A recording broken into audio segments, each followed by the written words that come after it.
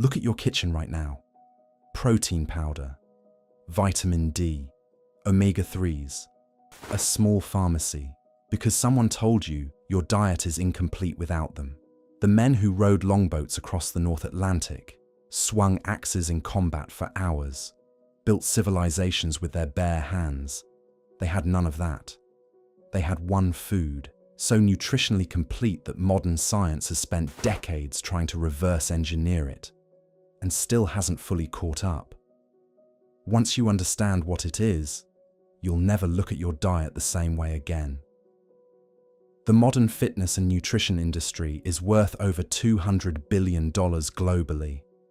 That number should tell you something, not about how healthy people are, but about how lost they are. Walk into any gym locker room and you'll find the same ritual. A shaker bottle, a scoop of whey, maybe a handful of BCAAs. The logic has been drilled into you. You need protein to build muscle. You need specific amino acids. You need fast-digesting carbohydrates post-workout. You need to time everything perfectly, or the gains evaporate. But the Vikings had none of that. No supplements, no protein powder, no timing protocols. They had one food, and it gave them everything. To understand Viking nutrition, you have to understand Viking reality. These were not large, well-fed people in the Hollywood sense. Life in Scandinavia between 793 and 1100 AD was brutally seasonal. Winters were long and dark. Agricultural yields were modest. Famine was not a distant threat. It was a recurring one. And yet these men rowed longboats across the North Atlantic, swung axes in combat for hours, built entire civilizations with their bare hands. How? Isotope analysis of Viking bones, a technique that examines the chemical signatures left behind by different food sources, has revealed one consistent pattern across virtually every site studied. Marine protein, specifically fatty cold water fish, herring, cod, mackerel, salmon, and above all, dried, fermented, and preserved fish in forms that could last through winter without refrigeration. The Norse had a word, skaya, for fermented dairy, which gets attention. But the true staple, the food that underwrote Viking physical culture, was stockfish. Dried cod, air-cured in the cold northern winds until it became almost stone hard. 1 kilogram of stockfish contains the nutritional equivalent of 5 kilograms of fresh fish. It was portable, virtually indestructible, and so calorie and protein dense that Viking longship crews could sustain grueling multi-week voyages on very little of it. But it wasn't just the protein. It was what came with the protein. Cold water fatty fish, particularly the species the Norse had access to, are among the most nutritionally complete foods ever documented. They contain complete amino acid profiles, long-chain omega-3 fatty acids, EPA and DHA, in concentrations you cannot replicate with land animals, vitamin D3 at levels that would take months of sun exposure to match, vitamin B12, iodine, selenium, zinc, and something that almost no modern food contains in meaningful amounts, vitamin K2, the nutrient responsible for directing calcium into bones rather than arteries. This wasn't a superfood in the marketing sense. It was a complete biological system in a single food source. To understand why this works so well for muscle building and staying lean, you need to understand what your body actually requires, not what the supplement industry has simplified it into. Start with protein. The conventional narrative is, eat protein, hit your macros, build muscle. But this ignores the question of bioavailability. How much of the protein you eat actually gets absorbed and used? Fish protein has a digestibility score that rivals or exceeds egg white, which is considered the gold standard. The amino acid profile of cold water fish is almost perfectly aligned with what human skeletal muscle is made of. You're not just eating protein, you're eating a near-perfect template for the tissue you're trying to build or preserve. Then there's the omega-3 effect. EPA and DHA, the long-chain omega-3s found in fatty fish, have a direct, documented anabolic effect. A 2011 study from Washington University School of Medicine found that omega-3 supplementation significantly increased the muscle protein synthesis response to insulin and amino acids. What this means in plain language, omega-3s make your body more responsive to the protein you eat. They amplify the signal. The Norse weren't just eating protein, they were eating the compound that made the protein work harder. Vitamin D3 functions less like a vitamin and more like a hormone.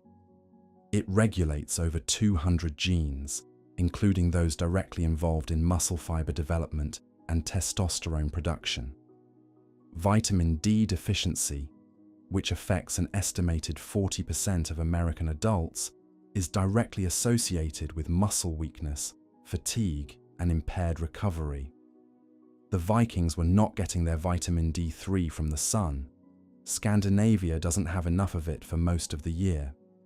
They were getting it from fish liver oil and the fatty flesh of cold water species. Their levels would have been, by modern standards, extraordinary. Now add the metabolic dimension. Cold water fish is extraordinarily satiating relative to its calorie load. High protein, moderate fat, near zero carbohydrate. The hormonal response to this macronutrient profile, low insulin, high satiety signals, stable blood glucose, is precisely what your body needs to stay lean while preserving or building muscle. Not because of some ancient trick, but because of basic human physiology that hasn't changed in 10,000 years. The Vikings weren't following a protocol. They were eating the only food available that happened to hit every single lever of human metabolic function simultaneously. This isn't theoretical. The evidence has been accumulating for decades. It just hasn't been assembled in a way that threatens the supplement industry's revenue model. The pre-dimed study, one of the largest nutrition trials ever conducted, following over 7,000 participants, found that populations consuming the highest amounts of marine omega-3s had dramatically lower rates of cardiovascular disease, metabolic syndrome, and inflammatory markers. These are the same chronic conditions that are destroying modern muscle health at a systemic level. More specifically, a 2012 study published in Clinical Nutrition found that older adults who supplemented with omega-3s from fish oil, not whole fish, just the extracted oil, gained significantly more lean muscle mass over the same period than a control group doing identical resistance training. The omega-3 group didn't exercise more, they didn't eat more protein, they just had more EPA and DHA in their system, and their muscle-building response was measurably superior. Look at traditional Inuit populations before the adoption of Western diets. Cardiovascular disease was virtually non-existent. Obesity was rare. Muscle-to-fat ratios were consistently high, even in populations that engaged in minimal formal exercise by modern standards. Their diet was almost entirely marine-based. This is not a coincidence. It's a natural experiment running over thousands of years with a sample size of entire civilizations. Or look at it from the other direction. Japan's fishing communities, populations in places like Okinawa, which have been studied obsessively for their exceptional longevity, share one consistent nutritional feature above all others: high marine protein intake. Not caloric restriction, not exotic herbs, fish. The Norsemen didn't have any of these studies. They didn't need them. The feedback loop was immediate and physical. Eat well, row hard, survive winter, raid in spring. The food that supported that life got passed down not as a dietary philosophy, but as a survival practice. So how did we get here? How did a food that sustained some of the most physically formidable people in recorded history get replaced by a tub of flavored powder? It started with industrialization. The 20th century created an economic logic around food that had never existed before. Profit scales with processing. A whole sardine generates minimal margin. A protein powder, built from industrial dairy byproduct, processed, flavored, packaged, and marketed, generates extraordinary margin. The incentive structure of modern nutrition was never built around what works. It was built around what sells. Then came the convenience culture. Whole fish requires preparation. It requires knowledge. It requires dealing with bones, smell, texture. The industrial food system offered an alternative. A clean, odorless, tasteless powder that fits into a shaker bottle. The trade-off seemed reasonable at the time. It wasn't. There's also an institutional dimension. For much of the 20th century, dietary fat, including the saturated and polyunsaturated fats in fish, was classified as the enemy. The low-fat movement of the 1980s and 90s gutted an entire category of nutritionally complete foods from the Western diet. Full-fat dairy, organ meats, fatty fish, all casualties of a hypothesis that has since been substantially revised, but not before 2 generations were trained to avoid exactly the foods that worked best. The Vikings didn't make a choice to eat differently than us. They ate what was available and what worked. We made the choice to replace it. The modern supplement stack, the protein powder, the fish oil capsule, the vitamin D pill, the zinc tablet, is an attempt to reconstruct, in fragmented and synthetic form, what a single whole food already contains in complete form. The answer is not complicated. It doesn't require a program or a protocol. Eat fatty cold water fish, specifically sardines, mackerel, herring, salmon, and anchovies. These are the species closest in nutritional profile to what the Norse ate.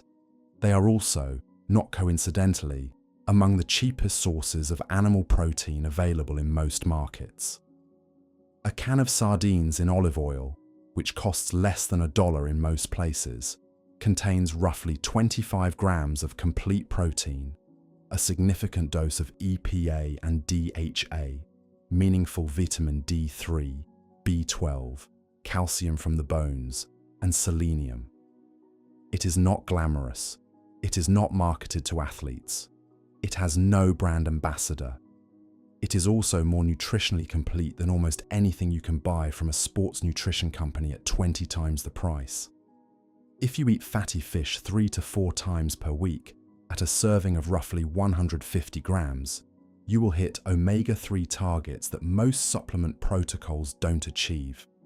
You will get vitamin D3 in a form that the body absorbs more efficiently than most capsule formulations.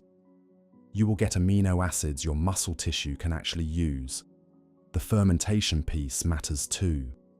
Traditionally preserved fish, the kind the Norse ate, have additional benefits from the fermentation process, including increased bioavailability of certain nutrients and probiotic benefit. Modern equivalents include fermented herring, certain cured anchovies, and properly prepared gravlax. These are not necessary, but they're closer to what actually sustained Viking physical culture over generations. You don't need to reconstruct the 9th century. You just need to stop treating fish as a footnote in your diet and start treating it as the foundation. The supplement industry sells you the idea that optimal nutrition requires complexity, precise ratios, advanced formulations, proprietary blends. The Viking diet suggests the opposite. The closer a food is to what the sea produces whole and intact, the less you need to add to it. These men didn't optimize their nutrition. They just hadn't yet been convinced to abandon the food that worked. That food is still available to you. It's still cheap. It still works the same way it always did. The question is whether you find it easier to trust 1,000 years of physical evidence or a label on a tub. If this made you think differently about what you eat, the subscribe button is there. We'll keep going.